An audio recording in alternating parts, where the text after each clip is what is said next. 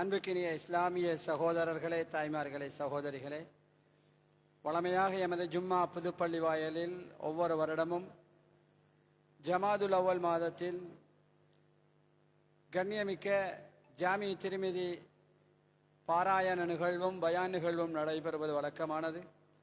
அந்த அடிப்படையில் 1446வது ஹிஜ்ரி ஆண்டின் ஜமாதுல் அவ்வல் மாதத்தின் 13ஆம் நாள் இன்றைய நாளில் எமது குறுகிய அழைப்பை ஏற்று எமக்காக பயான் நிகழ்த்துவதற்காக வந்திருக்கக்கூடிய மௌலவி அக்கரை பற்றி மர்கஸில் இடம்பெற்று கொண்டிருக்கின்ற அபூபக்கர் சித்திக் அரபு கலாபீடத்தினுடைய விரிவுரையாளரும் எமது ஹாதி பள்ளியினுடைய பேஷிமாமும் அஷேக் ஏஹெச் முபீன் ரசாதி ஹசரத் அவர்களை இன்றைய நாளினுடைய தலைப்பு ஆடை அணிகலன்கள் சம்பந்தமாக பயான் நிகழ்த்துவதற்காக அழைக்கின்றோம்.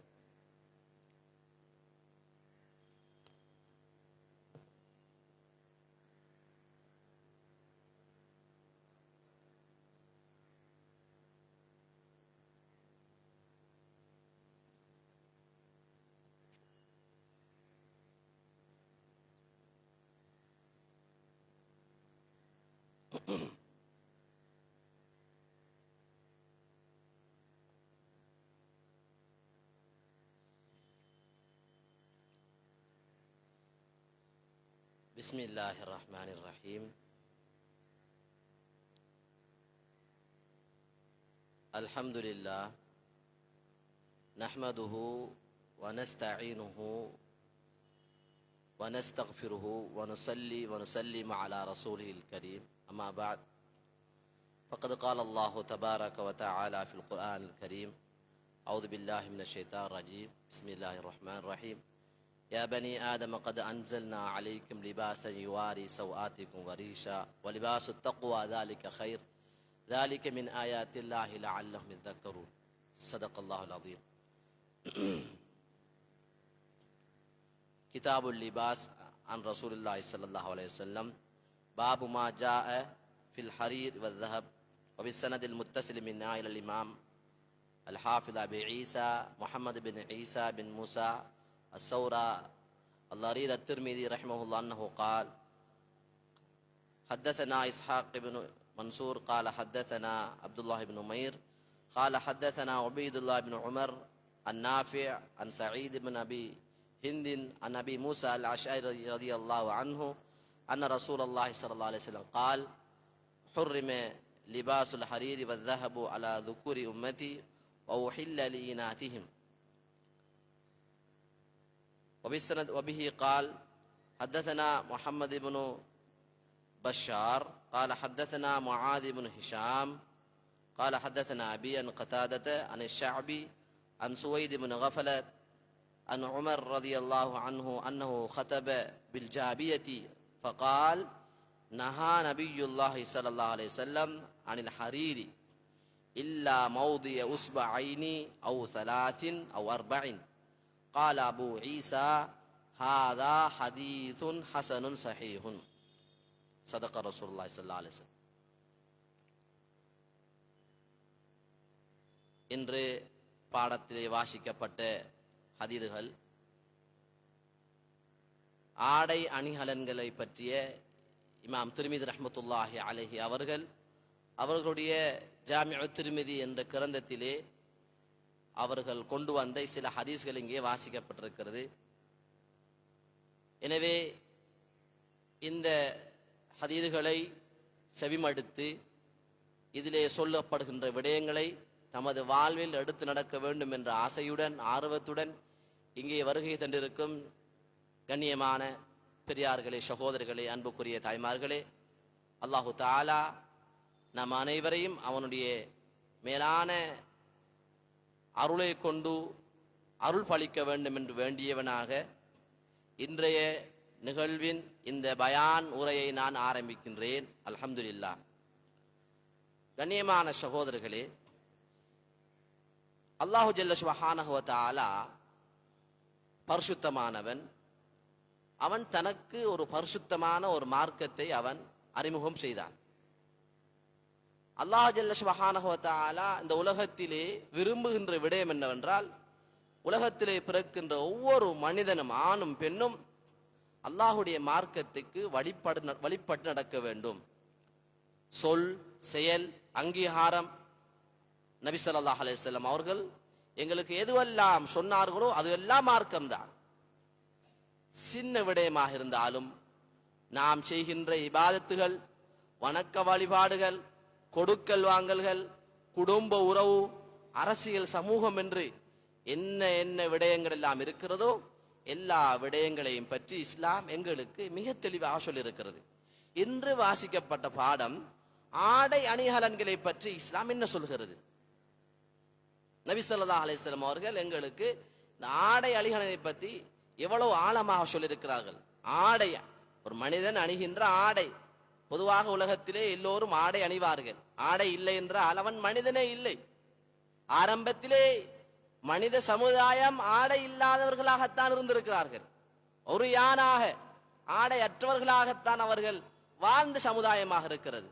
அல்லாஹ் அல் குர்ஆனிலே இந்த ஆடையை பற்றி பேசுகின்ற பொழுது, யா பனி ஆதமே, ஆதமுடைய மக்களே, கத் அன்ஸல்னா அலைக்கும் லிபாசன் யுவாரி சௌஆதிக்கும் வரீஷா, உங்கள் மீது நாங்கள் ஆடையை இறக்கி வைத்தோம் என்று அல்லாஹ் சொல்கிறார். நாங்கள் தான் ஆடையை இறக்கினோம். நாம் அணிந்திருக்கின்ற ஆடை இருக்கிறதல்லவா, இந்த ஆடையை பற்றி அல்லாஹ் பேசுகின்றான். நாங்கள் ஆடையை இறக்கினோம். ஆடையை அல்லாஹ் இறக்குவதை பற்றி சொல்கின்ற பொழுது ஒரு அருளாக, அருள் என்று அல்லாஹ் சொல்கிறான்.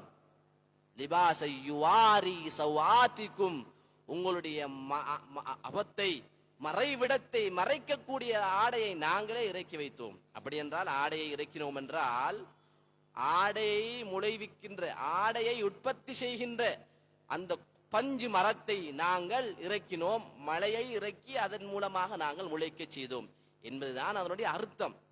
அல்லாஹு தஆலா அதை நேரடியாகவே சொல்லியிருக்கிறான். ஆடையை நாங்கள் இறக்கினோம். இவ்வளவு தூரம் விளக்கமாக சொல்வதற்கு நாங்கள் அவ்வளவு விளக்கம் குறைந்தோம் அல்ல. அல்லாஹு தஆலா அதை சுருக்கமாக சொல்லிவிட்டான். ஆடையை இறக்கி வைத்தோம். அன்பான சகோதரர்களே, எனவே ஆடை அல்லாஹ் அதை பற்றி சொல்கின்ற பொழுதோ அதை ஒரு அருள் என்று அல்லாஹ் குர்ஆனிலே பேசியிருக்கிறான். அதை பற்றி அதே வசனத்திலே அல்லாஹ் சொல்கிறான், வரீஷா, ஆடையை நாங்கள் உங்களுடைய அந்த மறைவிடத்தை மறைக்கக்கூடியதாகவும் நாங்கள் ஆக்கி வைத்திருக்கிறோம். வரீஷா, மேலும் மனிதனை அழகுபடுத்துகின்ற ஒரு அலங்காரமாக நாங்கள் ஆக்கி வைத்திருக்கிறோம். இன்று மனிதனுக்கு அழகே ஆடைதான். மனிதனுக்குரிய கண்ணியமும் கௌரவமும் கிடைப்பது ஆடையை கொண்டுதான். அன்பான சகோதரர், ஒவ்வொரு தரப்பினர்களையும் சமூகத்திலே பார்க்கின்ற பொழுது அவர்களுக்கென்று சிவில் ஆடைகள் எல்லோருக்கும் இருக்கிறது. பொலிஸ் உத்தியோகத்தை பொறுத்தவரைக்கும் அவர்களுக்கென்று ஒரு ஆடை, வைத்தியர்கள் அவர்கள் ஒரு வித்தியாசமான ஆடை. இவ்வாறு சமுதாயத்திலே ஒவ்வொருவரும் ஒவ்வொரு ஆடையை கொண்டு அலங்கரிக்கப்படுகிறார்கள். ஆடை பாதி அழகு பாதி என்று தமிழிலே சொல்லுகிறார்கள். அன்பான சகோதரர், அல்லாஹ் தஆலா ஆடையை பற்றி வரீஷா, அலங்காரத்தை, உங்களுக்கு அலங்காரத்துக்காக நாங்கள் இந்த ஆடையை இறக்கி வைத்திருக்கிறோம் என்று சொல்லிவிட்டு அல்லாஹ் என்ன சொல்கிறான் அந்த வசனத்திலே, வலிபாசு தக்வா ذلك خير. இரண்டு ஆடைகளை அல்லாஹ் அறிமுகம் செய்கின்றான். ஒன்று நமது உடலை மேலை மறைக்கின்ற மேலாடையை அல்லாஹு தஆலா ஒரு ஆடை என்று சொல்கிறான். இன்னும் ஒரு ஆடையையும் அல்லாஹ் சொல்லியிருக்கிறான். அந்த ஆடையாகிறது, அதை பற்றி சொல்கிறது வலிபாசு தக்வா, அது தக்வாவுடைய ஆடை என்றும் அல்லாஹ் சொல்லியிருக்கிறான். ரெண்டு ஆடை, வெளிப்படையான ஆடையும் இருக்கிறது, தக்வாவுடைய ஆடையும் இருக்கிறது. தக்வாவுடைய ஆடை தான் உங்களுக்கு சிறந்தது. எவ்வளவுதான் நாங்கள் மறைத்தாலும் தக்வா என்ற ஆடை எமக்கு இல்லை என்றால் நாங்கள் ஆடையை அணியாதவர்களை போன்றுதான். என்று உலகத்தில் எத்தனையோ பேர்கள் ஆடை அணிகிறார்கள், ஆனாலும் அவர்களுக்குரிய கண்ணியம் கிடைக்கவில்லை. தக்வா என்ற ஆடை இல்லை. வலிபாசு தக்வா ذلك خير. அன்பான சகோதரர்களே, எனவே இந்த வசனத்தை நாங்கள் பார்க்கின்ற பொழுது தஃப்சீருடைய உலமாக்கள் அல்லாஹு தஆலா ஏன் இந்த ஆடையை பற்றி சொல்லுகிறான் என்றால், நபி ஸல்லல்லாஹு அலைஹி வஸல்லம் அவர்கள் மக்காவிலே நபியாக அனுப்பப்படுவதற்கு முன்னிருந்த காலத்திலே அன்றைய காலத்தில் வாழ்ந்த அந்த ஜாஹிலிய மக்கள் உரியானாகவே இருந்திருக்கிறார்கள். எந்த அளவுக்கு என்றால், காபத்துல்லாவை கூட உரியானாக தவாப் செய்வார்கள். சுப்ஹானல்லாஹ், எவ்வளவு பெரிய ஒரு அவலட்சணமான ஒரு நிலைமையிலே அவர்கள் வாழ்ந்திருக்கிறார்கள். எந்த அளவு அநாகரிகமாக, நாகரிகத்தை விட்டு மிக தூரமான காலத்தில் அவர் வாழ்ந்திருக்கிறார்கள். அதுக்குத்தான் ஜாஹிலியத் என்று சொல்லப்படுகிறது. மடமை காலம், அறியாமை காலம். அதை அவர்கள் சர்வசாதாரணமாகத்தான் நினைப்பார்கள். ஒரு சம்பவத்திலே பார்க்க கிடைத்தது, நபி ஸல்லல்லாஹு அலைஹி வஸல்லம் அவர்கள் காபத்துல்லாவை கட்டுகின்ற கட்டுமான பணியிலே அவர்கள் சிறு வயதில் இருக்கிற பொழுது ஈடுபட்டிருக்கிறார்கள். சின்ன பிள்ளையாக இருக்கிற பொழுதே அவர்கள் காபத்துல்லாவை கட்டுவதற்கு உதவி செய்திருக்கிறார்கள் அந்த காலத்திலே. அப்பொழுது அவர்களுடைய பெரிய தந்தை அப்பாஸ் இப்னு அப்துல் முத்தலிப் ரலியல்லாஹு அன்ஹு அவர்கள் சிறு பிள்ளைகளை வைத்து பணிவிடைக்காக வேண்டி அவர்கள் அங்கே வேலை செய்ய வைப்பார்கள். அந்த நேரத்திலே நபி ஸல்லல்லாஹு அலைஹி வஸல்லம் அவர்களும் கற்களை, களிமண்ணால் சுடப்பட்ட கற்களை சுமந்து செல்வார்கள். சில நேரம் அந்த கல்லுகளை முதுகுலே தோளிலே சுமக்கின்ற பொழுது அதன் பாரத்தினால் சில பொழுது வலி உண்டாகலாம், காயம் ஏற்படலாம். அதனால அப்பாஸ் இப்னு அப்துல் முத்தலிப் ரலியல்லாஹு அன்ஹு சொன்னார்கள் நபி ஸல்லல்லாஹு அலைஹி வஸல்லம் பார்த்து, நீங்க எனது அருமை சகோதரனின் மகனே, நீங்கள் இப்படி தூக்குவதனால, சுமப்பதனால் உங்களுக்கு வலி உண்டாகும்.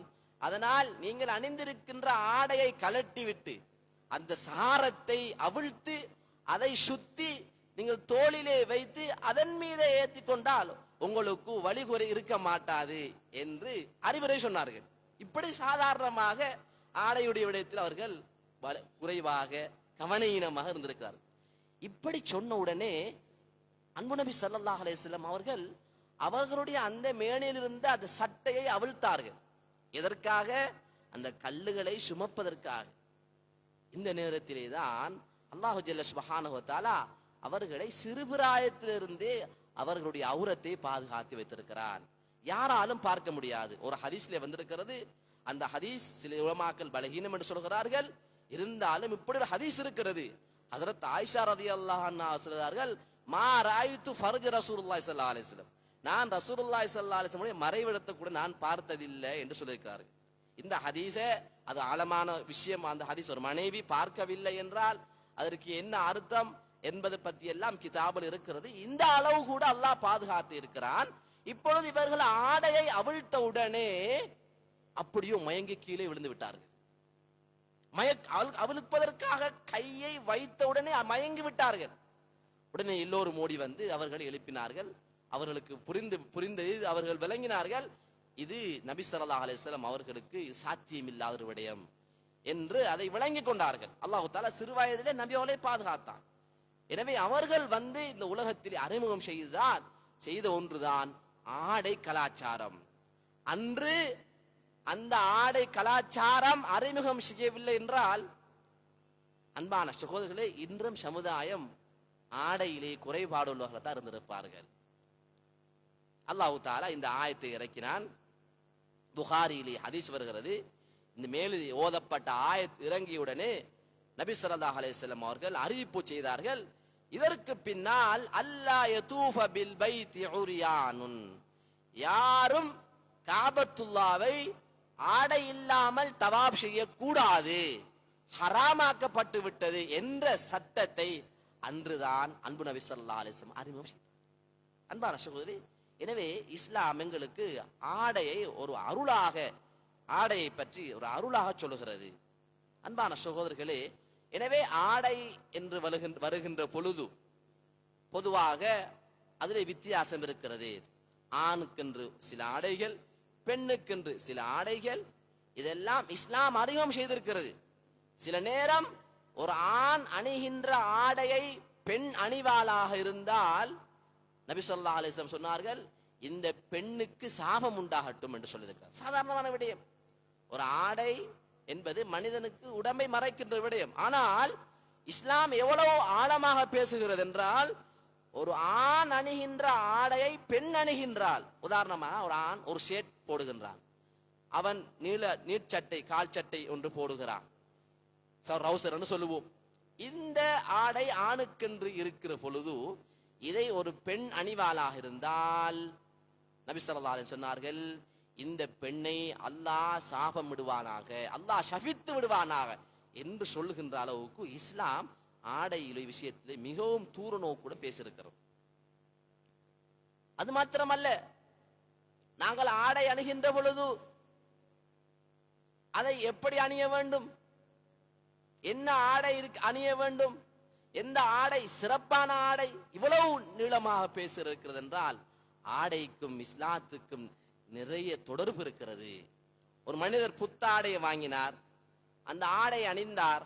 நபி ஸல்லல்லாஹு அலைஹி சொன்னார்கள், யார் ஒரு மனிதர் ஒரு ஆடையை அணிந்து அந்த ஆடையை அவர் அணிகின்ற பொழுது இந்த துஆவை ஓதினால், அல்லாஹும்ம லக்கல் ஹம்து அன்த கஸௌதனீஹி அஸ்அலுக கைரஹு வ கைர மா சுனிஅ லஹு வ அஊது பிக மின் ஷர்ரிஹி வ ஷர்ரி மா சுனிஅ லஹு. ஒரு துஆவை கற்று தந்திருக்கிறார்கள் நபி ஸல்லல்லாஹு அலைஹி வஸல்லம் அவர்கள். எந்த ஒரு ஆடையை அணிந்தாலும், ஒரு புதிதாக ஒரு ஆடை அணிந்தால் அந்த ஆடையுடைய பெயரை சொல்லுவார்கள். உதாரணமாக தொப்பி, நான் ஒரு தொப்பியை அணிந்தால் அந்த தொப்பியை அணிகின்ற பொழுது இது ஒரு தொப்பி என்று சொல்லிவிட்டு, அல்லாஹும்ம லக்கல் ஹம்து அன்த கஸௌதனீஹி அஸ்அலுக கைரஹு வ கைர மா சுனிஅ லஹு வ அஊது பிக மின் ஷர்ரிஹி வ ஷர்ரி மா சுனிஅ லஹு, இந்த பெயரை சொல்லி, யா அல்லாஹ் இந்த ஆடையை எனக்கு நீதான் அணிவித்தாய், உனக்கே எல்லா புகழும். எனவே இது எதற்காக தயாரிக்கப்பட்டதோ அதனுடைய நலவை கேட்குகின்றேன். அதே போன்று இந்த ஆடையுடைய கெடுதியிலிருந்து மனத்திலே பாதுகாப்பு தருகிறேன். இதனால் என்ன என்ன கெடுதிகள் உண்டாகுமோ இவைகளை விட்டும் பாதுகாப்பு தருகிறேன். இப்படி யார் சொல்வார்களோ அந்த ஆடையுடைய எல்லா நலவுகளும் அவருக்கு கிடைத்துவிடும், எல்லா கெடுதிகளை விட்டும் அவர் பாதுகாப்பார். எவ்வளவு ஒரு ஆழமான இஸ்லாம். ஆடை அணிகின்ற பொழுது இன்னும் ஒரு துஆ சொன்னார்கள், அல்ஹம்துலில்லாஹ் அல்லாஹும்ம லக்கல் ஹம்து சொன்னார்கள், அல்ஹம்துலில்லாஹ் அல்லதி கஸானி ஹாதா வ ரஸகனிஹி மின் கைரி ஹவுலின் மின்னி வலா குவா. இப்படி ஒரு துஆவை சொல்லி இருக்கிறார்கள். அதேபோல் ஒரு மனிதர் புத்தாடை அணிந்த ஒரு மனிதனை பார்த்தால், அவரை பார்த்தால் என்ன துஆ ஓத வேண்டும்? மேலான சகோதரர்களே, ஒரு மனிதர் ஒரு புதிய ஆடை அணிந்திருக்கிறார், பெருநாள் தினத்திலே அல்லது ஏதோ ஒரு தினத்திலே அவர் ஒரு புதிய ஆடை அணிந்தால் அவரை பார்த்து நாங்கள் ஒரு துஆ ஓதுவதை இஸ்லாம் சொல்லி இருக்கிறது. எல்லோருக்கும் தெரிந்திருக்கும், சிலர்கள் தெரிந்து மறந்திருக்கலாம். நபி ஸல்லல்லாஹு அலைஹி சொன்னார்கள், யார் ஒரு மனிதர் புத்தாடை அணிந்திருந்தால் அவருக்கு இந்த துஆவை ஓதுங்கள், இல்பஸ் ஜதீதன் வைஷ் ஹமீதன் வமுத் ஷஹீதா.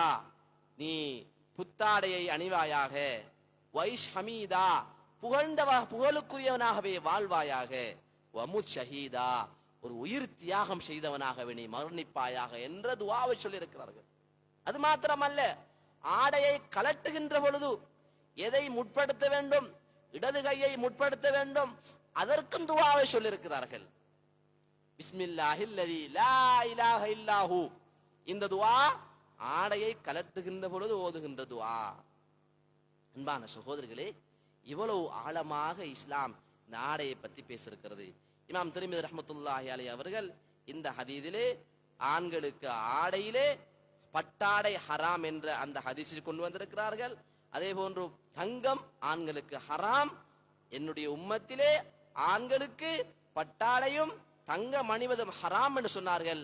பெண்களுக்கு இது ஹலாலாக்கப்பட்டிருக்கிறது. யார் ஒரு மனிதர் இந்த உலகத்திலே அல்லாஹ் தடுத்த பட்டாடையை ஆணாக இருக்கிற பொழுது அவர் அணிவாராக இருந்தால் கியாமத்திலே அவருக்கு அந்த ஆடையை அல்லாஹ் அணிவிக்க மாட்டான். சூரத்து தஹ்ரிலே அல்லாஹு தஆலா சொல்லி காட்டுகின்ற பொழுது அவர்களுக்கு பட்டாடை அணிவிக்கப்படும்.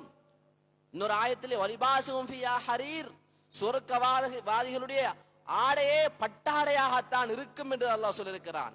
யார் உலகத்திலே பட்டாடை அணிவார்களோ அவர்களுக்கு சுவர்க்கத்தில் இருக்க மாட்டாது என்று அல்லாஹ் நபி ஸல்லல்லாஹு அலைஹி சொல்லியிருக்கிறார். அன்பான சகோதரர்களே, எனவே நாங்கள் எங்களுக்கு இஸ்லாம் ஆடையுடைய விடயத்திலே என்ன வரையறைகளை வைத்திருக்கிறதோ அதை நாங்கள் ஒவ்வொருவரும் அறிந்திருப்பது காலத்தின் கட்டாயமா இருக்கிறது. அன்பான சகோதரர், நபி ஸல்லல்லாஹு அலைஹி சொன்னார்கள், ஆடையுடைய விடயத்திலே சிறந்த ஆடை எது, மிகச்சிறந்த ஆடை எது, ஒரு மனிதன் அணிகின்ற ஆடைகளில் மிகவும் சிறந்தது, நேர்த்தியானது, ஆரோக்கியமானது எது என்று சொல்கின்ற பொழுது சொன்னார்கள் ஸல்லல்லாஹு அலைஹி வஸல்லம், இல்பசு மின் சியாபிக்கும் அல் பயால்.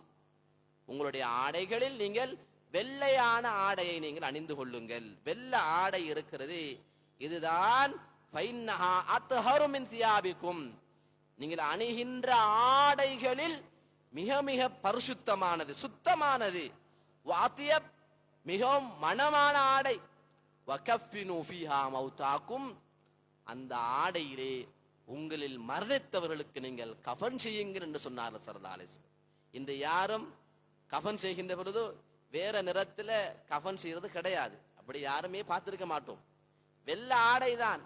அன்பான சகோதரர்களே, எங்களுக்கு நபி அவர்கள் சொன்ன அந்த விஷயத்தை, ஆடையுடைய விஷயத்தை நாங்க மவுத்தானதுக்கு பிறகுதான் சரியாக பின்பற்றுகின்றோம். இந்த வெள்ளை ஆடை என்பது எவ்வளவு ஒரு ஆரோக்கியமானது. இன்றைக்கு மருத்துவ உலகம் அதை ஏற்றுக்கொண்டிருக்கிறது. ஒரு சத்திர சிகிச்சை செய்கின்ற பொழுது ஒரு காயம் வந்தால், ஒரு நோய் வந்தால், வெட்டு காயங்கள் வந்து விட்டால் அந்த இடத்திலே சுத்துவதற்காக வேண்டி எந்த நிற ஆடையை பயன்படுத்துகிறார்கள்? ஆரோக்கியம் இருக்கிறது, நோய் தொற்றுகிறது, பாதுகாப்பு அது இருக்கிறது, கிருமிகள் தொற்ற மாட்டாது. அன்பான சகோதரர்களே, 1400 வருடங்களுக்கு முன்னாலே சுகாதாரத்தை பற்றி பேசிவிட்டார்கள்.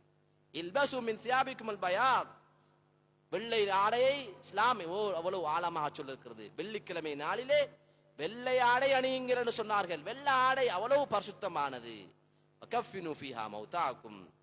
அன்பான சகோதரர்களே, எனவே இன்றைக்கு உலகம் அதை ஏற்றுக்கொண்டிருக்கிறது. நாங்கள் அணிகின்ற ஆடைகளில் வெள்ளை ஆடையை தெரிவு செய்ய வேண்டும். ஆனால் வெள்ளை ஆடையை தான் அணிய வேண்டும் என்பது கட்டாயம் அல்ல, கட்டாயம் அல்ல. இங்கே வாசிக்கின்ற ஒரு ஹதீஸிலே வந்திருக்கிறது. நபி ஸல்லல்லாஹு அலைஹி வஸல்லம் அவர்களை பற்றி சொன்னார்கள். பரா இப்னு ஆசிப் ரலியல்லாஹு அன்ஹு சொல்கிறார்கள், நான் ரசூல் நாயகம் ஸல்லல்லாஹு அலைஹி வஸல்லம் அவர்களை பார்த்திருக்கிறேன். அவர்கள் ஒரு சிவத்த நிறமுள்ள ஒரு ஆடையிலே இருந்தார்கள். அவர்களுடைய அந்த முடி காது சோனை வரை, காது வரைக்கும் அது நீளமாக இருந்தது. ஷஅருன் யத்ரிபு மன்கிபைஹி, அவருடைய தோல் புஜம் வரைக்கும் அந்த ஆடை முடி இருந்தது.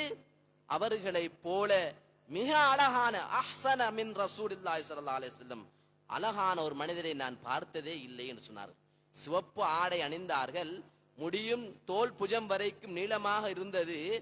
அவர்கள் மிக உயரமானவர்களோ குட்டையானவர்கள், லம் யகுன் பில் கஸீரி வலா பித் தவீல், மிக உயரமானவர்களும் அல்ல மிக குட்டையானவரும் அல்ல, மிக நடுத்தரமானவர்களாக இருந்தார்கள்.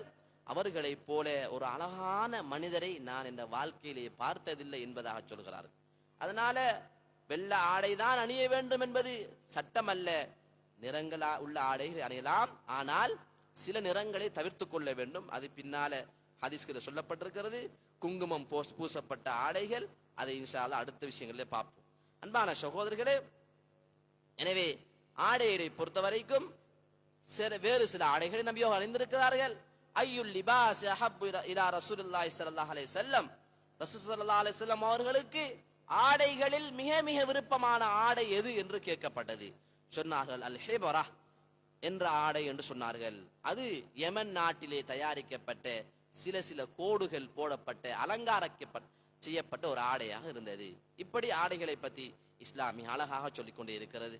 அதே போல நாம் அணிகின்ற ஆடையை பொறுத்த வரைக்கும் அது மிகவும் விசாலமானதாக நீளமாக இருக்க வேண்டும். சில பொழுது நாங்கள் அணிகின்ற ஆடை எங்களுடைய கடமையை கூட பாழாக்கக்கூடியதாக இருக்கக்கூடாது. சில இடங்களிலே பார்க்கின்ற பொழுது அவருடைய ஆடையை பார்த்தால் மிகவும் அவலட்சணமாக இருக்கிறது. அவர்கள் சுஜூது செய்கின்ற பொழுது அவர்களுடைய மறைவிடம் கூட நாங்கள் சொல்லுவதற்கு கூச்சப்படக்கூடாது. ஏனென்றால் மிகவும் அப்பட்டமாக தெளிவாக சஃப்களில் இருந்து கொண்டு தொழுகிறார்கள். அவருடைய ஆடையை, அவருடைய அந்த நிலைமையை பார்க்கின்ற பொழுது மிகவும் அசிங்கமாக அவலட்சணமாக இருக்கிறது. இவருடைய ஔரத் தொழுகையிலே வெளிப்படுமோ அந்த தொழுகை பாத்திலான தொழுகை என்று சொல்லப்பட்டிருக்கிறது. இப்பொழுது இவருடைய ஆடை, அன்பான சகோதரர்களே, தொழுகைக்கென்று நாங்கள் அழகான ஒரு ஆடையை வைக்க வேண்டும். நபி ஸல்லல்லாஹு அலைஹி வஸல்லம் அவர்களுடைய ஆடையை பற்றி அவருடைய ஒரு மனைவி சொல்கிறார்கள். உம்மு சலமா ரலியல்லாஹு அன்ஹா சொல்கிறார்கள், ரசூல் நாயகம் ஸல்லல்லாஹு அலைஹி வஸல்லம் அவர்களுக்கு மிக விருப்பமான ஆடை அல் கமீஸ். கான அஹப்பு சியாபி இலா ரசூலுல்லாஹி ஸல்லல்லாஹு அலைஹி வஸல்லம் அல் கமீஸ். சொன்னார்கள், ரசூல் ஸல்லல்லாஹு அலைஹி வஸல்லம் அவர்களுக்கு ஆடைகளில் மிக மிக விருப்பமான ஆடை நீளமான ஆடை என்று சொன்னார்கள். நீளமான ஆடை என்றால் இப்படித்தான் இருக்க வேண்டும். உலமாக்கள் அணுகின்ற இந்த ஆடை போன்றுதான் என்பது அர்த்தம் அல்ல. ஏதோ நீளமான ஒரு ஆடை. கமீஸ் என்றால் அரபியில நீளமான ஒரு சட்டைக்கு சொல்வார். இந்த ஆரம்பத்தில் சொன்ன பிரகாரம் அதுல நிறைய நலவுகள் இருக்கிறது. அன்பான சகோதரர்களே, அதே போல ஆடையுடைய விஷயத்திலே நாங்கள் அணுகின்ற ஆடை எங்களுடைய மறைவிடம் தெரியக்கூடிய அளவுக்கு இருக்கக்கூடாது. இவர்களுக்கு நபி அவர்கள் பதுவா லானத் செஞ்சிருக்கிறார்கள். சிலர்களுடைய ஆடையை பொறுத்த வரைக்கும் அவர்களுடைய ஆடை ஆணோ பெண்ணோ, அதில் ஆண்களை விட பெண்கள் மிக கவனமாக இருக்க வேண்டும். ஆணாக இருந்தாலும் அவர்களுடைய ஔரத் வெளியிலே தென்படுகின்ற அளவுக்கு ஆடை மிக இறுக்கமாக இருக்கக்கூடாது. உதாரணமாக ரவுசர் அணியலாம், எந்த தடையும் கிடையாது. நீட்ட காட்சட்டை அதை அணியலாம், இஸ்லாத்திலே தடை இல்லை.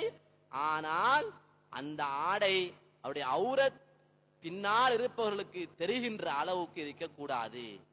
பெண்களுடைய விஷயத்திலே இது மிக மிக எச்சரிக்கையாக இருந்தாலும் ஆண்களுக்கும் அந்த எச்சரிக்கை சொல்கிறார்கள். அப்படி யாராவது அணிந்திருந்தால் இவர்கள் காவிர்களுக்கு ஒப்பாக்கப்பட்டவர்கள் என்றால் அவர்கள் தான் அப்படி அணுகிறார்கள். வகால பஅதுல் உலமா அஸ்ஸலாத்து ஃபீஹி மக்ரூஹா.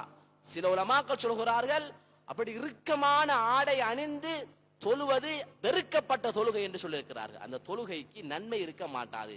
தொழுதால் தொழுகை நிறைவேறும், ஆனால் அந்த தொழுகையுடைய சரியான பூர்த்தியான நன்மை அவருக்கு கிடைக்குமா என்றால் அது மிகவும் சந்தேகத்துக்கு என்று சில உலமாக்கள் சொல்லியிருக்கிறார்கள். அன்பான சகோதரர்களே, அதனால இந்த ஆடையை நாங்கள் எப்படி அணிய வேண்டும் என்ற விஷயத்தில் மிக கவனமாக இருக்க வேண்டும். சில ஆடைகள் அது ஆண்களுக்கு தடுக்கப்பட்டிருக்கிறது, அதே போல சில ஆடைகள் பெண்களுக்கு தடுக்கப்பட்டிருக்கிறது. ஆண்களுக்காக தடுக்கப்பட்ட ஆடைகளை பொறுத்த வரைக்கும் பொதுவாக பெண்கள் அணுகின்ற எந்த ஆடையாக இருந்தாலும், பெண்களுக்கென்று சில ஆடைகள் உலகத்தில் நாம் எல்லோருக்கும் தெரிந்து வைத்திருக்கிறோம். இந்த ஆடை பெண்களுக்குரியதுதான், இந்த ஆடை பெண்களுக்குரிய ஆடை என்று சிறு பிள்ளைகளுக்கும் தெரியும் என்றால் அந்த ஆடையை ஒருவர் அணிவாராக இருந்தால், அபீ ஹுரைரா ரலியல்லாஹு அன்ஹு ரசூலுல்லாஹி ஸல்லல்லாஹு அலைஹி வஸல்லம் லஅன الرجل يلبس لبس المرأة على لبس المرأة சொன்னார்கள் ஸல்லல்லாஹு அலைஹி வஸல்லம் அவர்கள். ஒரு பெண் அணிகின்ற ஆடை போன்று யாராவது ஒரு ஆண் அணிவானாக இருந்தால் அவர்களை நபி அவர்கள் சபித்திருக்கிறார்கள். வல் மர்அத, அதே போன்று ஒரு பெண் தல்பிசு லுபுஸ ரஜுலி, ஆண் அணியக்கூடிய ஆடையை அந்த பெண் அணிவாளாக இருந்தால் அவளுக்கும் சாபம் உண்டாகட்டும் என்று சொன்னார்கள் ஸல்லல்லாஹு அலைஹி வஸல்லம். அன்பான சகோதரர்களே, ஆனால் சிலர்கள் கேள்வி கேட்பார்கள், சில நேரத்திலே சில ஆடைகள் தடுக்கப்பட்டிருக்கிறது, ஆனாலும் ஒரு நோய்க்காக வேண்டி இஸ்லாத்திலே நோய்க்கு அனுமதி இருக்கிறது. நோய் வந்தால் அந்த நேரத்திலே சில ஹராமான ஒரு விஷயத்தை கொண்டு அவருக்கு சிகிச்சை செய்யத்தான் வேண்டும் என்று மருத்துவர் சொல்வாராக இருந்தால் அதை கொண்டு சிகிச்சை செய்யலாம். எந்த விதமான மறுப்பும் அதில் கிடையாது. ஒரு கூட்டம் வந்தார்கள், அவர்களுக்கு ஒரு மதினாவில் ஒரு வகையான நோய் ஏற்பட்டது, சிரங்கு போன்ற ஒரு நோய் ஏற்பட்டது. அந்த நோயினால் அவர்களால் வாழ முடியாது. இப்பொழுது நபி ஸல்லல்லாஹு அலைஹி வஸல்லம் அவர்கள் சொன்னார்கள், இவர்களுக்கு சிறுநீரை கொடுங்கள், ஒட்டகத்தின் சிறுநீரை கொடுங்கள் என்று சொன்னார்கள். ஒட்டகத்தின் சிறுநீர் நஜிஸாக இருக்கிறது, அதை குடிக்க முடியாது. ஆனால் அதிலே இன்றைக்கு கேன்சருக்கு மருந்து கண்டுபிடிக்கப்பட்டிருக்கிறது என்று நம்ம சொல்றார். அதனால சில நேரம் தடுக்கப்பட்ட விடயமாக இருந்தால் நோய்க்காக சிகிச்சைக்காக செய்யலாம். அந்த வகையிலேதான் ஒரு நபித்தோழர் ரசூல் ஸல்லல்லாஹு அலைஹி வஸல்லம் அவர்களிடத்திலே ஒரு விஷயத்தை சொன்னார்கள். யா ரசூலல்லாஹ், எனக்கு உடம்பிலே அதிகமாக, அதாவது நாம் சொல்லுவோம் தலையில் இருக்கின்ற பேன், தலையிலே அது கொட்டி கொண்டிருக்கிறது, வலி உண்டாகி கொண்டே இருக்கிறது, அதனால நான் என்ன செய்வது என்று சொன்ன உடனே நபி ஸல்லல்லாஹு அலைஹி வஸல்லம் அவர்கள் பட்டாடை அணிய சொன்னார்கள். பட்டாடை அது அந்த தலையில் இருக்கின்ற அந்த பேன் வராமல் இருப்பதற்கு அது ஒரு தடுப்பதற்கு காரணமாக இருக்கும் என்று சொன்னார்கள். அவர்களுக்கு மட்டும் அந்த அனுமதி கொடுத்தார்கள். எனவே சில சந்தர்ப்பங்களிலே ஹராமாக்கப்பட்டாலும் நோய்க்காக செய்யலாம், எந்த விதமான குற்றமும் கிடையாது. மூன்றாவது விடயம்தான், ஒரு ஆண் ஆடை அணிகின்ற பொழுது அந்த ஆடை கரண்டை காலுக்கு மேலே உயரமாக இருக்க வேண்டும், கரண்டை காலுக்கு கீழே செல்லக்கூடாது. ஒரு ஹதீஸிலே சொன்னார்கள், மன் ஜர்ர சௌபஹு ஹுயலா, யார் ஒரு மனிதன் தன்னுடைய ஆடையை கரண்டைக்கு கால் கீழே பெருமைக்காக வேண்டி அவன் இழுத்தவனாக நடந்து செல்வானோ, லம் யந்துரில்லாஹு இலைஹி யௌமல் கியாமத்தி, கியாமத்து நாளிலே அல்லாஹ் அந்த மனிதனை பார்க்கவே மாட்டான் என்று சொன்னார்கள்.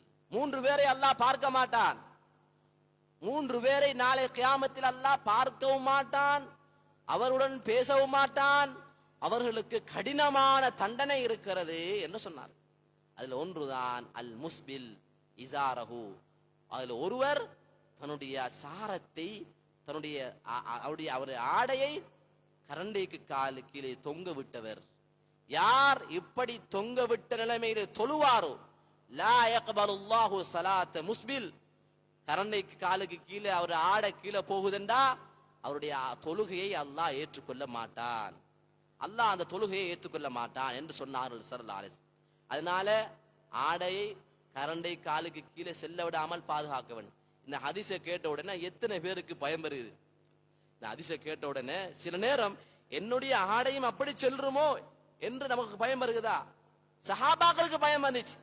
அபூபக்கர் ரலியல்லாஹு அன்ஹு அவர்கள் சொன்னார்கள், யா ரசூலல்லாஹ், நீங்க இப்படி சொல்லுகிறீர்களே, இன்ன அஹத ஷிக்கி இஸாரி யஸ்தர்ஹி இல்லா அன் அதாஹது ذلك மின்ஹு. யா ரசூலல்லாஹ், என்னுடைய இடுப்பு சிறியதாக இருக்கிறது, நான் ஆடை அணிந்தால் அந்த ஆடை என்னை அறியாமலேயே என்னுடைய கரண்டை காலுக்கு கீழே சென்று விடுகிறது. யா ரசூலல்லாஹ், நான் அதை கவனிக்கவில்லை என்றால் எனக்கும் அந்த தண்டனை இருக்குமா என்று கேட்கிறார்கள்.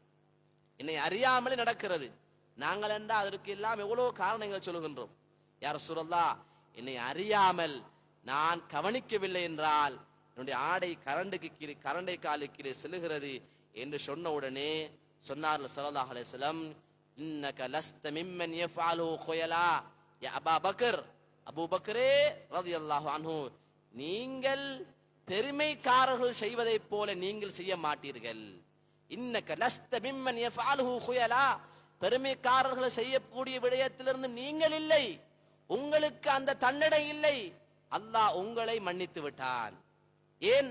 அவர்கள் உடல் எடை குறைந்தவர்களாக இருந்தார்கள், அவரை அறியாமல் நடந்தது. இன்று சிலர் ஆடை அணிவதே பெருமைக்காக, ஆடை கரணை காலு கீழே விடுவதே பெருமைக்காக வேண்டித்தான். அன்பான சகோதரர்களே, எனவே இஸ்லாம் எங்களுக்கு இந்த ஆடையை கரண்டை காலு கீழே அணிவதை ஹராம் என்று சொல்லியிருக்கிறது. 4வது விடயம்தான், ஒரு ஆடை அணுகின்ற பொழுது அந்த ஆடையின் மூலமாக அல்லாஹ்வுடைய பொருத்தத்தை நாட வேண்டும். இந்த ஆடை மூலமாக நான் அல்லாஹ்வுடைய பொருத்தத்தை நாடுகின்றேன். மேலே சொல்லப்பட துஆ அதைத்தான் எங்களுக்கு படித்து தருகிறது. யா அல்லாஹ், இதை நலவை தருவாயாக, இதில் கெடுதியை விட்டு பாதுகாப்பாயாக. யார் ஒரு மனிதர் ஒரு ஆடை அணுகின்றார், அவருடைய நோக்கமே அந்த ஆடையை கொண்டு உலகத்திலே பெருமை, நான் பிரபல்யமாக வேண்டும். இன்று இந்த காலத்துல இதுதான் ஃபேஷன், இந்த ஆடை தான் ஃபேஷன், இதை போடலண்டா சமூகம் எங்களை மதிக்க மாட்டாங்க. இந்த ஆடை அது பழைய காலத்துக்கு வாழ்ந்த அவங்கட ஆடை, அதெல்லாம் இப்ப சரிவர மாட்டா என்று யார் ஒரு பெருமைக்காக வேண்டி, பிரபல்யத்துக்காக வேண்டி யார் ஆணை அணிவாரோ, சொன்னார்கள் ஸல்லல்லாஹு அலைஹி வஸல்லம் அவர்கள், கியாமத்தில் அல்லாஹு தஆலா அவருக்கு கேவலம் என்ற ஆடை அணிவிப்பான். அந்த ஆடையின் மூலமாக அல்லாஹு தஆலா நெருப்பை மூட்டி நெருப்பாலான ஆடை அவனுக்கு அணிவிக்கப்படும் என்பதாகவும் ஹதீஸ்ல வந்திருக்கிறது. நோக்கம் அல்லாஹ் பாதுகாக்க வேண்டும், நோக்கம் எங்களுக்கு சரியாக இருக்க வேண்டும். நான் அணிகின்ற ஆடை என்னுடைய ஔரத் மறைய வேண்டும். இவ்வளவு தூரம் இஸ்லாம் ஆடையை பத்தி பேசியிருக்கிறது. கடையிலே நான் ஆடையை கொள்வனவு செய்கின்ற பொழுதோ என்னுடைய நோக்கமே அதுவாகத்தான் இருக்க வேண்டும். அளவுக்கு அதிகமாக ஆடையை நாங்கள் வைத்திருக்க கூடாது. இன்று ஆடைகள் அதிகமாக இருப்பது ஒரு பெருமை. இன்றைக்கு வீடுகளிலே அதிகமானவர்களுடைய நிலைமை எப்படி என்றால், ஆடைகளை கொள்வனவு செய்து வாங்கி வாங்கி வாங்கி பெருநாளுக்கு 2, 3, 10 ஆடைகள் என்று வாங்குகின்ற ஆண்களும் பெண்களும் இருக்கிறார்கள். அன்பான சகோதரர்களே, இதெல்லாம் கேள்வி கணக்குக்குரியது, எல்லாம் கேள்வி கணக்குக்குரியது. அதனால ஒரு ஆடையை வாங்குகிறோமா, பழைய ஆடையை சதக்கா செய்து விட வேண்டும், ஏழைகளுக்கு கொடுக்க வேண்டும். இதுதான் எங்களுக்கு இஸ்லாம் சொல்லுகின்ற சிறந்த வழிகாட்டலாக இருக்கிறது. இதுதான் இஸ்லாமிய நாகரிகம். இஸ்லாம் இதைத்தான் எங்களுக்கு சொல்லுகிறது. அன்பானவர்களே, அடுத்ததுதான் ஆடைகளிலே மேலே சொல்லப்படுகின்ற அந்த குங்குமம் பூசப்பட்ட ஆடைகளை நாங்கள் தவிர்த்து கொள்ள வேண்டும் ஆண்கள். 6வது விடயம்தான், பொதுவாக நாங்கள் ஆடை அணுகின்ற பொழுது அந்நியர்களுடைய அந்த சின்னங்கள் பொறிக்கப்பட்ட சின்னங்கள் இடப்பட்ட ஆடைகளை தவிர்த்து கொள்ள வேண்டும். சில ஆடைகள் இருக்கும், அந்த ஆடையிலே இன்னொரு கலாசாரத்தின் இன்னொரு மதத்தினுடைய அந்த அவர்களுடைய மதத்தை சுட்டி காட்டுகின்ற சின்னங்கள் இருக்கலாம். எனவே இந்த ஆடையை இஸ்லாம் ஹராம் என்று சொல்லுகிறது. ஒரு தடவை ஆயிஷா ரலியல்லாஹு அன்ஹா அவர்கள் சொல்லுகிறார்கள், நபி ஸல்லல்லாஹு அலைஹி வஸல்லம் வீட்டுக்கு வந்தார்கள். அந்த நேரத்திலே அங்கே சில கேட்டின்கள் விரிப்புகள் இருந்தது. அந்த விரிப்புகளிலே சிலுவை அடையாளம் இடப்பட்டிருந்தது. உடனே நபி ஸல்லல்லாஹு அலைஹி வஸல்லம் அவர்கள் அந்த எல்லா ஆடைகளையும் கிழித்து விருந்து விட்டார்கள், வீசி விட்டார்கள். இந்த ஆடையை நாங்கள் பாவிக்க கூடாது, இதை நாங்கள் பயன்படுத்தக்கூடாது, சிலுவை அடையாளம். இதை வைத்து உலமாக்கள் சொல்கிறார்கள், எனவே இந்த மதத்துடைய கலாசாரத்தை அடையாளப்படுத்துகின்ற அந்த சின்னங்கள் இருக்குமோ அவைகளை தவிர்த்து கொள்ள வேண்டும். சில வாலிபர்கள் அவர்களுக்கு சில பட நடிகர்களுடைய போட்டோ, அவர்களுடைய சில படங்களுடைய அந்த வசனம், அந்த அந்த பெயர்கள் பொறிக்கப்பட்ட ஆடைகள், அன்பான சகோதரர்களை, இவைகளும் அதிலே உள்ளடங்கக்கூடிய விடயமாகத்தான் இருக்கிறது. ஏனென்றால் அவர் அந்த ஆடை அணிவதே அவரை விளம்பரப்படுத்துவதாக நோக்கம். அந்த படத்தையோ அந்த காட்சியையோ அவருக்கு விளம்பரப்படுத்துகிற நோக்கமாக இருந்தால் அவருடைய நோக்கமே பிழையாக இருக்கிறது. அதனால அவைகளை நாங்கள் தவிர்த்து கொள்ள வேண்டும். அடுத்ததுதான் ஆடைகளில் பிறருக்கு இடையூறு ஏற்படுத்தாத ஆடைகளை நாங்கள் அணிந்து கொள்ள வேண்டும். அதுதான் இஸ்லாம் எங்களுக்கு அழகா சொல்லியிருக்கிறது. அன்பான சகோதரர்களே, அதே போன்று ஆடைகள் சுத்தமாக இருப்பதை இஸ்லாம் விரும்புகிறது. சுத்தமாக இருப்பது அல்லாஹ் விரும்புகிறான். அல்-இஹ்திமாம், சுத்த விஷயத்திலே அல்லாஹு தாலா சுத்தமானவரை விரும்புகின்றான். யாருடைய ஆடை சுத்தமாக இருக்குமோ இவருடைய கவலை குறைந்திருக்கும் என்று சொன்னார்கள் இமாம் ஷாஃபிஈ ரஹ்மத்துல்லாஹி அலைஹி அவர்கள். மன் நல்லஃப தௌபஹு கல்ல ஹம்முஹு, யார் தன்னுடைய ஆடையை சுத்தமாக வைப்பார்களோ இவர்களுடைய கவலையும் குறைந்துவிடும் என்று சொல்கிறார்கள். யாரிடத்திலே அதிகமாக மனங்கள் வாசம் வீசுமோ இவர்களுடைய ஒமன் தாப ரிஹுஹு ஸாத அக்லுஹு, அறிவு அதிகரிக்கும் என்று சொல்கிறார்கள். அதனால சுத்தமாக இருக்க வேண்டும். அடுத்ததுதான் ஆடைகளில் நாங்கள் இஸ்ராப் செய்யக்கூடாது. அல்லாஹு தஆலா நடுநிலையான மனிதனை விரும்புகின்றான். நடுநிலையான போக்கை இஸ்லாம் விரும்புகிறது. குலு வஷ்ரபு வலா துஸ்ரிஃபு, உண்ணுங்கள் பருகுங்கள், இஸ்ராப் செய்யாதீர்கள். இன்னல் முபத்திரின கானு இஹ்வான ஷயாத்தீன், இஸ்ராப் செய்யக்கூடியவர்கள் ஷைத்தானுடைய நண்பர்கள் என்பதாக குர்ஆன் சொல்லுகிறது. அதனால ஆடைகளை நாங்கள் பயன்படுத்துகின்ற பொழுது இஸ்ராப் இருக்கக்கூடாது. தேவையான அளவுக்கு நாங்கள் ஆடை அணிந்து கொள்ள வேண்டும். அது ஹதீஸ்ல வந்திருக்கிறது, இல்பசு மாலம் யுகாலத்துஹு இஸ்ராஃபுன் வலா மஹீலா, நீங்கள் ஆடை அணுகின்ற பொழுது அதிலே பெருமையும் இஸ்ராஃபும் இருக்கக்கூடாத ஆடைகளை நீங்கள் அறிந்து கொள்ளுங்கள் என்று சொல்லியிருக்கிறார்கள். அன்பான சகோதரர்களை, இறுதியாக நாங்கள் இது ஆண்களுடைய ஆடையை பற்றி இஸ்லாம் சொல்லியிருக்கிறது. அடுத்த முக்கியமான ஒரு விஷயம்தான் இந்த தலைப்பு. இது குறுகிய நேரத்துக்குள்ளே பேசி முடிக்கின்ற தலைப்பு அல்ல. விசேஷமாக இந்த பாடத்திலே சமூகம் தந்திருக்கக்கூடிய எங்களுடைய சகோதரர்கள், விசேஷமாக பெண்கள் அவர்கள் மறைக்கப்பட்டிருக்கிறார்கள். ஏன் அவர்களை திறந்து வைத்திருக்கலாம், எங்களுடன் சேர்ந்து உட்கார வைத்திருக்கலாம். இஸ்லாம் என்ன எங்களை பிரிக்கின்றதா? சிலர் கேட்கிறார்கள், சில அந்நிய சமுதாயத்தினர்கள், ஏன் இஸ்லாம் பிரித்து வைத்திருக்கிறது? தொழுகின்ற பொழுது எல்லோரும் ஒன்றாக தொழலாம் தானே? ஆண்கள் பெண்கள் ஆடையுடைய விஷயத்திலே நீங்கள் ஒன்றாக இருக்கலாம் தானே?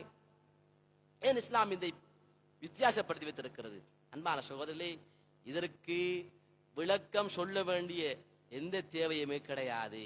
பெண்களை இந்த இடத்திலே உட்கார வைத்திருந்தால், அன்பான சகோதரிகளே, இன்று பெண்களுடைய விஷயத்திலே அவர்கள் ஆடையுடைய மிக கவனமாக இருக்க வேண்டும். அதை நான் நீளமாக பேச விரும்பவில்லை. அந்த விஷயத்திலே சுருக்கமாக நேரம் சென்று கொண்டிருக்கிறது. இஸ்லாம் பெண்களுக்கு ஆடையுடைய விஷயத்திலே மிக இறுக்கமான சட்டங்களை வைத்திருக்கிறது. அதை நாங்கள் படிக்க வேண்டும். எங்களுடைய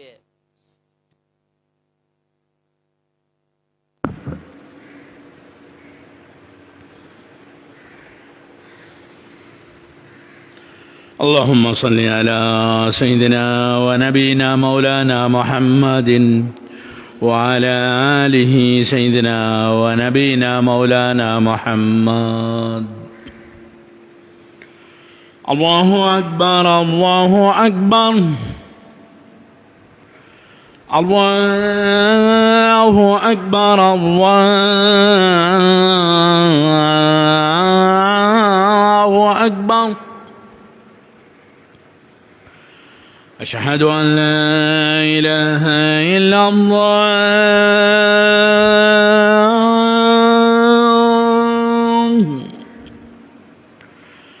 أشهد أن لا إله إلا الله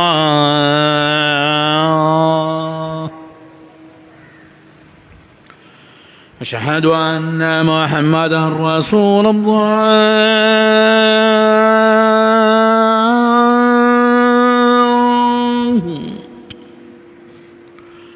أشهد أن محمدا رسول الله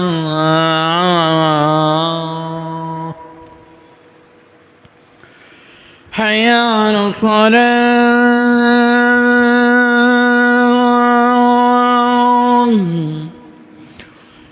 حي على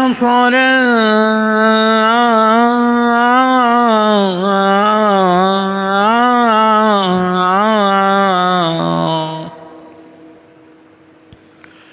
حي على الفلاح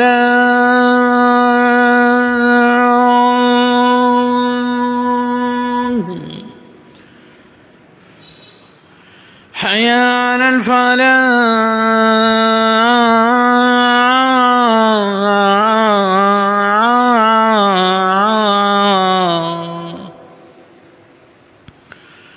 الله أكبر الله أكبر لا إله إلا الله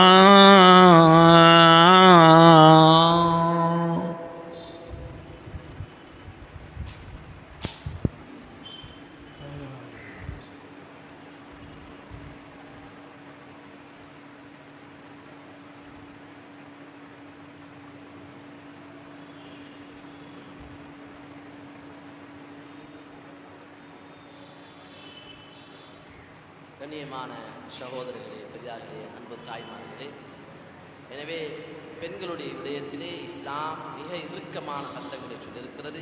இந்த வரையறைகளை யார் முறையாக பேணி நடப்பார்களோ இவர்களுக்கு இஸ்லாம் என்ன என்ன விமோசனங்கள் நலவுகள் இருக்கிறது என்பதையும் இஸ்லாம் சொல்லியிருக்கிறது. அன்பான சகோதரர்களே, பொதுவாக நாங்கள் பெற்றோர்கள், குடும்ப தலைவர்கள் பெண்களுடைய ஆடையுடைய விஷயத்திலே கவனம் செலுத்த வேண்டும்.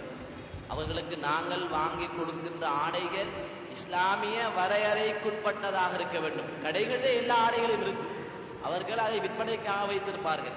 நாங்கள் அதை வாங்க வேண்டும் என்ற அவசியம் இல்லை. எங்களுக்கு இஸ்லாம் சொல்லுகிறது இதைத்தான் நாங்கள் அணிய வேண்டும். அன்பான சகோதரர்களே, அதனால சுருக்கமாக நாங்கள் பெண்களுடைய ஆடையை பற்றி இஸ்லாம் 8 நிபந்தனைகளை சொல்லியிருக்கிறது. இந்த 8 நிபந்தனைகளுக்கு அமைவாக ஆடை இருக்குமாக இருந்தால் தான் இஸ்லாமிய ஆடை. அப்படி இல்லை என்றால் அது இஸ்லாமிய ஆடை அல்ல. அல்லாஹ் குர்ஆனிலே சொல்கிறான், பெண்களே வலா தபர்ரஜ்ன தபர்ருஜல் ஜாஹிலியத்துல் ஊலா, ஜாஹிலிய காலத்து பெண்களுடைய அந்த அலங்காரமாக அவர்கள் தன்னுடைய அழகை வெளிப்படுத்தியவர்களாக நடந்ததை போல நீங்களும் அப்படி ஆகாதீர்கள், அப்படி நடக்காதீர்கள் என்று இஸ்லாம் பெண்களுக்கென்று விசேஷமாக சொல்லுகிறது. அதனாலதான் அதை பற்றி பேசுவதற்கு சுருக்கமாக நேரம் இருப்பதனால சுருக்கமாக முடிச்சுக் கொள்வோம். அன்பான சகோதரர்களே, அதில் முதலாவது நிபந்தனை என்னவென்றால், ஒரு பெண்ணுடைய ஆடையை பற்றி இஸ்லாம் பேசுகின்ற பொழுது இஸ்லாம் அழகாக உலமாக்கள் சொல்லுகிறார்கள். தஃப்சீரிலே அதிகமான தஃப்சீர்கள் குர்ஆன் ஆயத்துக்கு விளக்கம் சொல்லக்கூடிய உலமாக்கள் சொல்லக்கூடிய விஷயம் என்னவென்றால், முதலாவது நிபந்தனை ஒரு ஆடை, பெண்ணுடைய ஆடை அந்த பெண்ணுடைய முழு உடலை மறைக்கின்ற ஆடையாகத்தான் இருக்க வேண்டும். ஆனா ஒரு பிரச்சனை ஒன்று இருக்குது. முழு உடலும் என்றா சில நேரம் சில உலமாக்கள் சொல்லுகிறார்கள், சில கருத்து வேறுபாடுகள் என்ன என்றா முகம் கையை துறக்கலாம் தானே, தொழுகையில பெண்கள் முகத்தையும் கையையும் திறந்துதானே தொழ வேண்டும் என்ற ஒரு சட்ட பிரச்சனை ஒன்று இருக்கிறது. ஆனால் அதிகமானவர்களுடைய கருத்து என்னவென்றால் ஒரு பெண்ணுடைய ஆடை முழுமையாக தன்னை மறைக்க வேண்டும். இதை நான் விவரமாக சொல்வதா இருந்தால் ஒரு விஷயத்தை சொல்லுகின்றேன். ஒரு பல்கலைக்கழக மாணவி, ஒரு பல்கலைக்கழகத்தில் படிக்கின்ற ஒரு மாணவி ஒரு உஸ்தாத் மதரசாவில் பால் நடத்துகிற ஒரு உஸ்தாது கிட்ட ஒரு கேள்வி கேட்கிறான். என்ன கேட்கிறாவண்டா, அரபுலகத்தை சேர்ந்த ஒரு மாணவி. அவள் சொல்கிறாள், அல்லாஹு தாலா குர்ஆனில நான் என்றா இத்தனை வருஷமாக நான் இந்த யூனிவர்சிட்டியில் படிச்சிருக்கிறேன், நான் இஸ்லாத்தை ஆழமாக படிச்சிருக்கிறேன், ஆனா முழுமையாக மறைக்கணும் என்று எங்கேயுமே நான் என்றா பார்க்கல, ஆனா உலமாக்கள் இப்படி சொல்லியிருக்கிறார்கள் என்று ஒரு வாதத்தை முன்வைக்கிறார். ஆடை அணிவது அவங்களுடைய விருப்பம். இஸ்லாம் எங்களுக்கு இதைத்தான் சொல்லுகிறது. இஸ்லாமிய ஆடை இதுதான்.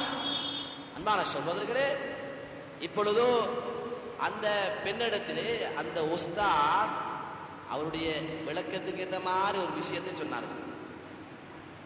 நீங்கள் குர்ஆன்ல அப்படி இல்லை என்று சொல்றீங்க.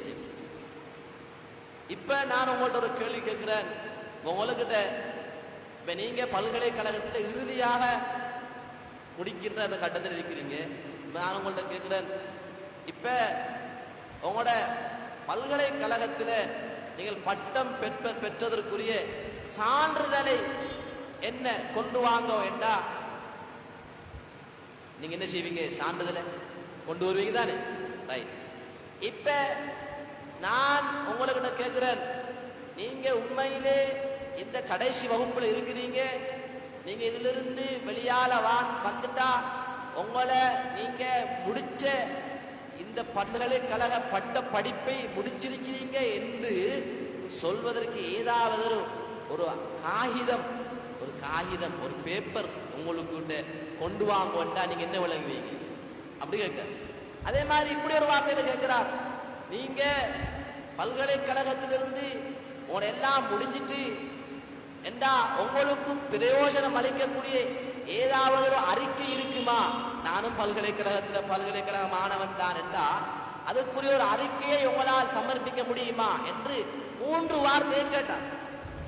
இப்ப அந்த பெண்ணுகிட்ட கேட்டார் நீங்க என்ன வழங்குறீங்க?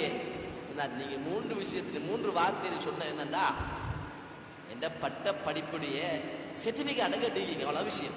பேப்பர், ஷஹாதா சர்டிபிகேட், அடுத்தது அறிக்கை. 3ம் வித்தியாசமான வார்த்தையாகத்தான் இருந்தாலும் விஷயம் ஒன்றுதான். என்ன? சர்டிபிகேட் கேட்டீங்க. சொன்னார், இப்படி 3 விஷயத்தையும் நீங்க ஒரே கருத்துல விளங்குறீங்கன்னா அல்லாஹ் குர்ஆனில ஃபர்தாவை பத்தி 3 வார்த்தை சொல்லியிருக்கிறார். ஃபர்தாவை பத்தி 3 வார்த்தை சொல்லியிருக்கிறார். என்ன வார்த்தை? அல்லாஹ் ஹிமார் என்ற வார்த்தையை பயன்படுத்தியிருக்கிறார், ஹிஜாப் என்ற வார்த்தையை பயன்படுத்தியிருக்கிறார், ஜில்பாப் என்ற வார்த்தையை பயன்படுத்தியிருக்கிறார். இந்த 3 வார்த்தையை உலமாக்கள் இருக்கிறாங்க. இந்த 3 வார்த்தைக்குரிய அர்த்தம் என்ன என்று கேட்கறதுக்கு முன்னால உலமாக்கள் ஒவ்வொரு விளக்கம் சொல்லுவாங்க. அதை விட்டு போட்டு குர்ஆனுக்குள்ள வாங்கோ. குர்ஆனே சொல்லுகிறது, அல்லாஹ் சொல்றான், பெண்களே வல்யத்ரிபின பிஹும்ரிஹின்ன அலா ஜுயூபிஹின்ன, உங்களுடைய முக்காடுகளை உங்களுடைய நெஞ்சிலே தொங்க விடுங்கள் என்று அல்லாஹ் சொல்லியிருக்கிறார். குர்ஆன்ல வருகிறது. இந்த ஆயத்துக்கு நீங்க என்ன விளக்கம் சொல்ல போறீங்க என்று அவர் கேட்டார். இது ஹிமார் என்ற வார்த்தையை பயன்படுத்துது. ஜில்பாப் என்றால் ஜலாபீப். குர்ஆன்ல ஜலாபீப் என்று சொல்லப்படுது. அதுக்கு அது பண்ண அதுக்கு ஒருமை ஜில்பாப் என்று சொல்லுவாங்க. ஜில்பாப் என்று சொல்றது. ஜில்பாப் என்ன? அதை பற்றி குர்ஆன் எப்படி சொல்லுது? யா அய்யுஹன் நபி குல் லி அஸ்வாஜிக வ பனாத்திக வ நிசாஇல் முஃமினீன யுத்னீன அலைஹின்ன மின் ஜலாபீபிஹின்ன சொல்றாங்க. ஜில்பாப் என்றா இன்னைக்கு மொரோக்கோ நாட்டுல அந்த ஆடையை பத்தி சொல்றாங்க. அந்த ஆடை என்னவென்றாலே தலையில இருந்து கால் வரைக்கும் மூடுகின்ற ஆடைக்கு தான் ஜில்பாப் என்று உலகமே சொல்லுகிறது. அப்ப இதுக்கு என்ன சொல்ல போறீங்க? 3வது சொன்னாரு அல்லாஹு தஆலா, வைதா சஅல்துமூஹுன்ன மதாஅன் ஃபஸ்அலூஹுன்ன மின் வராஇ ஹிஜாப், நீங்கள் பெண்களிடத்திலே ஏதாவது ஒரு விஷயத்தை கேட்டால் நேரடியாக கேட்காதீர்கள், திரைக்கு பின்னால கேளுங்கள், ஹிஜாப் என்று அல்லாஹ் சொல்கிறார். இந்த 3 குர்ஆன் இருக்குதானே, இப்ப நீ என்ன விளங்குறா என்று கேட்ட உடனே அந்த பெண் சொன்னால், ஏ உஸ்தாத் அவர்களே, நீங்கள் என்னுடைய அறிவுக்கு நீங்கள் விருந்து தந்து விட்டீர்கள். நான் இன்றிருந்தே நான் என்னுடைய ஆடையை ஃபர்தாவாக ஆக்கிக் கொள்கிறேன். அல்லாஹ் 3 வார்த்தைகளிலே ஃபர்தாவை பத்தி பேசியிருக்கிறான். இதை விட என்ன விளக்குந்த? இது முதலாவது விஷயம். இரண்டாவது ஆடை, அதை பத்தி நிறைய ஹதீஸ்கள் இருக்குது. குன்னா நுகத்தி உஜூஹனா மினர் ரிஜால், முகத்தை மூடுறதுக்கு இன்னொரு ஆதாரம் இருக்குது. பெண்கள் கட்டாயம் விளங்கணும். இஸ்லாத்தை சொல்றது எங்கட கடமை இருக்குது. நீங்க எடுத்து நடக்கிறது அது உங்களோட கடமை. அன்பான சகோதரர்களே, ஹிஜ்ரி 5ஆம் ஆண்டு ஆயிஷா நாயகி ரலியல்லாஹு அன்ஹா அவங்கள பத்தி இட்டுக்கட்ட படிச்ச ஒரு செய்தி எங்களுக்கு தெரியும். குர்ஆன்லயும் அதை பத்தி அல்லாஹ் 10 ஆயத்தை இறக்கி அவங்களை அல்லாஹ் பரிசுத்தப்படுத்தியிருக்கிறார். அந்த நேரத்தில் சஃப்வான் இப்னு முஅத்தல் அல்-சுலமி என்ற ஒரு சஹாபிய நபி ஸல்லல்லாஹு அலைஹி வஸல்லம் அவர்கள் ஆயிஷா நாயகியை காணல. ஒட்டகத்துல பல்லாக்கு மேல இருந்துச்சு, அதுக்குள்ளதான் அடிப்பாங்க. நபி ஸல்லல்லாஹு நினைச்சாங்க யுத்தம் முடிஞ்சு அப்படியோ ஒட்டகம் போயிடுச்சு. நபி ஸல்லல்லாஹு நினைச்சாங்க மனைவி ஒட்டகத்துக்குள்ள இருக்கிறா, பல்லாக்குள்ள இருக்கிறா நினைச்சாங்க. அங்க போனா மனைவியை காணல. என்ன நடந்துச்சு? மாலை போட்டுட்டு இருந்த மாலை காணாம போனோடனே மாலையை தேடி தேடி தேடி அதிலே நேரமாயிடுச்சு. கூட்டம் படை போயிடுச்சு. இப்ப நபியா அவங்க போன படையை கொண்டு போய் சேர்க்க வேண்டிய பொறுப்பு இருக்குது. மனைவி எங்க இருக்கிறா என்பதற்காக மனைவியை அழைத்து வரதுக்காக வேண்டி ஒரு சஹாபியை அனுப்பினாங்க. அந்த சஹாபி வந்தார், வந்து பார்க்கிறார். புகாரில் ஹதீஸ் வருகிறது, தூரத்தில் ஒரு மனிதன் எப்படி ஒரு உடம்போடு இருக்கிற மாதிரி விளங்குது, ஏதோ தூங்கி கொண்டிருக்கிற மாதிரி விளங்குது. அவர் விளங்கி கொண்டார், இதுதான் நபிகளாருடைய அன்பு மனைவி என்று விளங்கி கொண்டார். உடனே இன்னா லில்லாஹி வ இன்னா இலைஹி ராஜிஊன் என்ற ஒரு சத்தம் ஒன்று எழுப்பினார். ஆயிஷா நாயகி ரலியல்லாஹு சொல்றாங்க, இந்த வார்த்தையை கேட்ட உடனே ஃபஹம்மர்து வஜ்ஹி பிஜில்பாபி, என்னுடைய முகத்தை ஜில்பாப் என்று அல்லாஹ் சொல்லுகின்ற அந்த ஆடையினால் என்னுடைய முகத்தை மூடிக்கொண்டேன். வகான யரானி கப்ல உன்ஸில் ஹிஜாப், அவர் என்னை ஹிஜாபுடைய ஃபர்தாவுடைய ஆயத் இறங்குவதற்கு முன்னால்தான் அவர் என்னை பார்த்தார், இதற்கு பின்னால் என்னால் பார்க்க முடியாது என்று என்னுடைய முகத்தை நான் மூடிக்கொண்டேன் என்ற ஹதீஸ் சும்மா அந்த இந்த கிதாபில் வரல, புகாரில வருது. ஒன்றில் 7-8 இடத்துல வருது அந்த ஹதீஸ். அன்பான சகோதரர்களே, எனவே முகம் மூடுறதுக்கு தெளிவான ஆதாரம் குர்ஆன்லையும் இருக்குது, ஹதீஸ்லையும் இருக்குது. ஆனால் இன்றைக்கு நாங்கள் பிழையாக மார்க்கத்தை வழங்கியிருக்கிறோம். அதை எல்லாருக்கும் வழக்கத்தை தரணும். சந்தேகம் வேண்டாம், உலமாக்கள் இருக்கிறாங்க, மதரசா இருக்குது, கிதாபுகள் திறந்திருக்குது, தாராளமாக வரலாம், கேட்கலாம். சந்தேக பிரச்சனையே கிடையாது. இது முதலாவது விஷயம். இரண்டாவது விஷயம், ஒரு ஆடை, பெண்ணுடைய ஆடை அல்லா யகூன ஸீனத்தன் ஃபீ நஃப்ஸி, அந்நிய ஆண்கள் பார்த்து கவருகின்ற அளவுக்கு அலங்காரமாக இருக்கக்கூடாது. அல்லாஹ் சொல்றான், வலா யுப்தீன ஸீனத்தஹுன்ன இல்லா லிபூலத்திஹின்ன, ஏ பெண்களே, உங்களுடைய அலங்காரத்தை நீங்கள் எல்லாருக்கும் காட்டாதீங்க. யார் யாருக்கு காட்டணும் என்றத சூரத்து நூர்ல அல்லாஹ் தஆலா சொல்லியிருக்கிறார். அது தொடராக வருகிறது, நேரம் போதாது. அது மனைவிமார், கணவன்மார்கள், தகப்பன், ஆண் குழந்தைகள், சகோதரர்கள், சகோதரன் குழந்தைகள், சகோதரியின் குழந்தைகள், தன்னுடைய மாமா, அப்படி ஒரு அந்த லைன்ல அப்படியே போய்க்கிருக்குது. வேற யாருக்கும் காட்டாதீங்கிறது குர்ஆன் சொல்லியிருக்குது. மூணாவது நிபந்தனை, ஒரு ஆடை, பெண்ணுடைய ஆடை எப்படி இருக்க வேண்டும் என்றால், அல்லா யகூன சஃபீகன் லா யஷுஃபு அம்மா தஹ்தஹு, சொன்னார்கள் அந்த ஆடை மெல்லிய ஆடையாக இருக்கக்கூடாது, தடிப்பமான ஆடையாக இருக்க வேண்டும். ஏனென்றா ஒரு ஹதீஸ்ல வந்திருக்குது, திருமீதியில அந்த ஹதீஸ் வந்திருக்குது, நரகவாசிகளில் 2 கூட்டம் இருக்கிறார்கள், அவர்கள் நரகத்துக்கு சொந்தமானவர்கள்.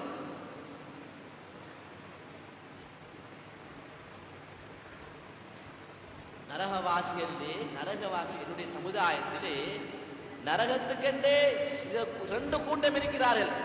அந்த கூட்டத்தை இந்த கண்ணால நான் பார்க்கல, நான் பார்க்கவும் இல்லை, நான் பார்க்கவும் மாட்டேன். அது அப்படியே அர்த்தம் என்ன?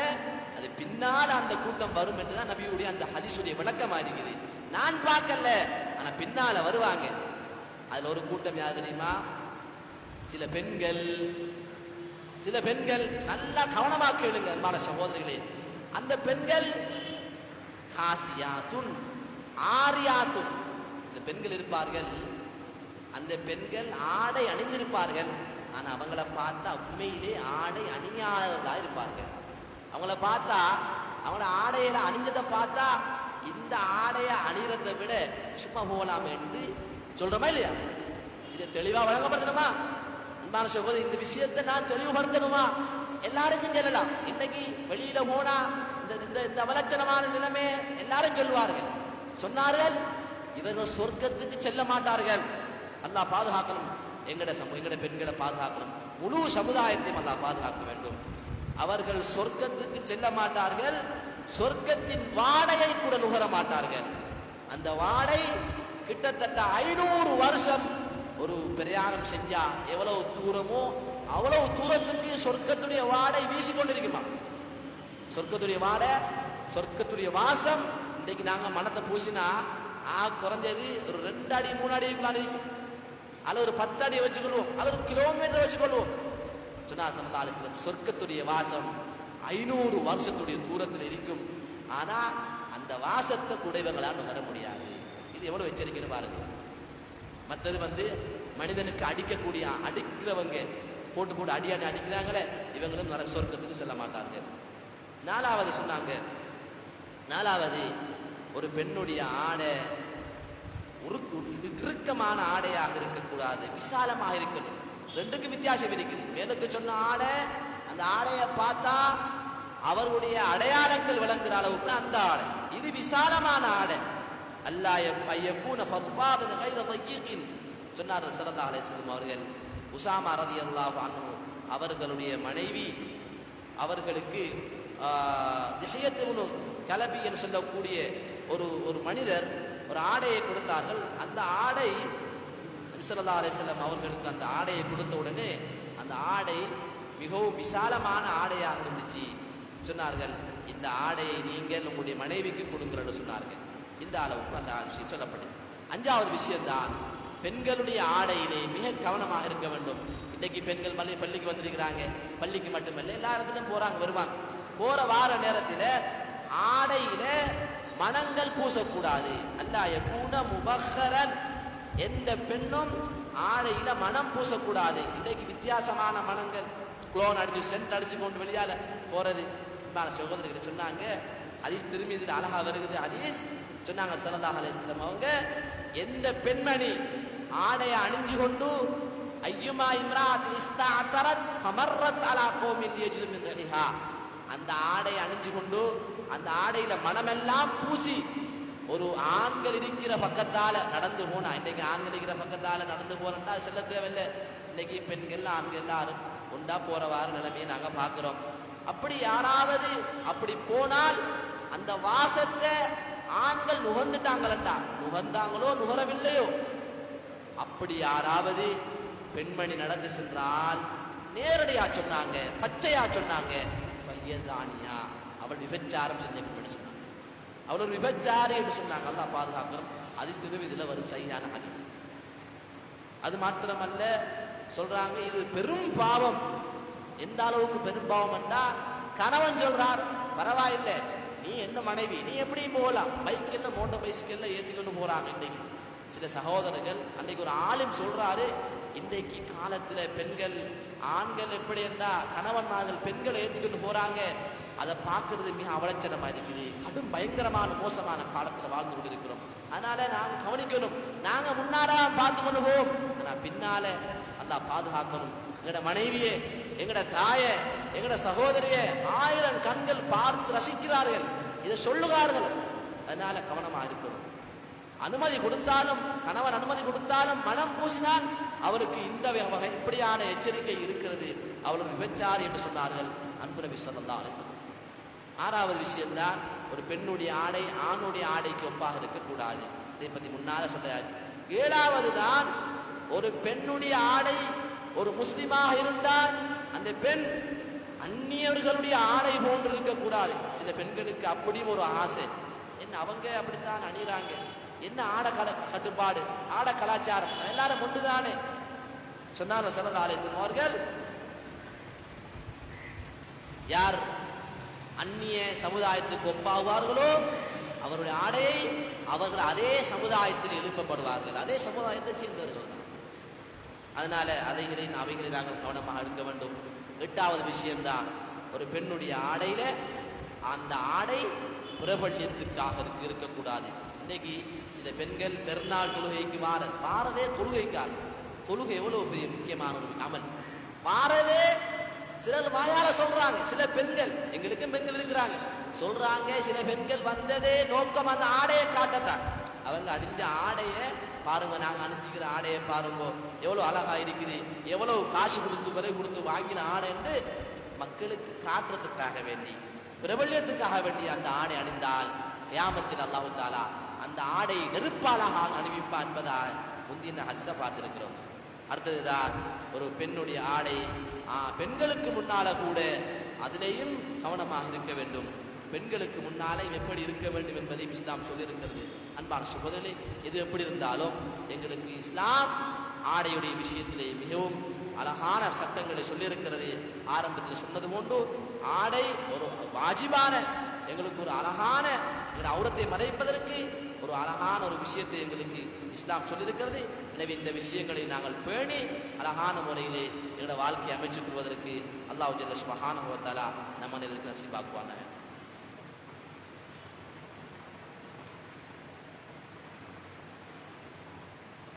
அல்ஹம்துலில்லாஹி ரப்பில் ஆலமீன் اللهم صل وسلم على سيدنا محمد الناطق بالحق والداعي للرشد والهادي الى الصواب حجته البالغه وبرهانه القوي ودعوته العامه. اللهم فكما شرفتنا بسماع حديثه القويم فاهدنا صراطه المستقيم. اللهم انا قرعناه وسمعناه مقرين بالعجز عن الاحاطه بمعناه. اللهم فكما اكرمتنا بسماع الفاظه وجعلنا من حملته وحفاظه. اللهم قرب إلى أفهامنا بعد معانيه ووفقنا للعمل بمقتضى ما ورد فيه من الأحكام فيه وامتثال أوامره واجتناب نواهيه. اللهم إنا بك وبما جاء هذا النبي مؤمنون وبما أخبرنا به من الغيب والوعد والوعيد مصدقون. فثبت اللهم بحرمة ذلك الإيمان والتصديق في قلوبنا واغفر لنا ببركته جميع ذنوبنا. اللهم أوصل صواب ما قرأناه من كلامك العزيز إلى حضرة روح نبينا محمد صلى الله عليه وسلم، ثم إلى روح الإمام الحافظ أبو عيسى محمد بن عيسى بن ثورة الترمذي، وإلى أرواح جميع المحدثين رضوان الله تعالى عنهم أجمعين، ثم إلى أرواح علمائنا وعمار مساجدنا كانوا سببا لجمعنا هذا. اللهم اغفر لهم وارحمهم وارزقهم خير الدارين. ربنا آتنا في الدنيا حسنة وفي الآخرة حسنة وقنا عذاب النار. ربنا رب ارحمهما كما ربياني صغيرا. صلى الله تعالى وسلم على النبي الأمي وعلى آله وصحبه أجمعين والحمد لله رب العالمين. وعلى محمد صلى الله عليه وسلم صلى الله